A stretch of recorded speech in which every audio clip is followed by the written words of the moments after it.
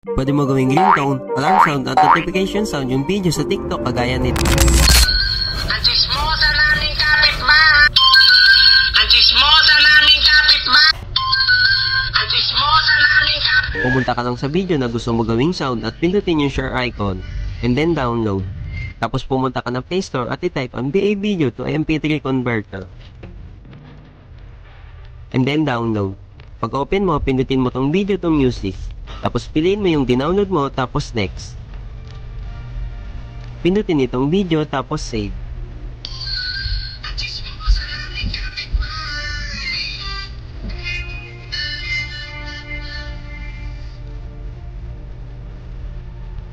And then next.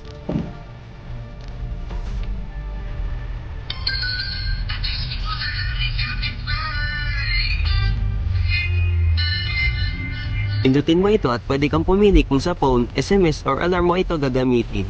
And then confirm.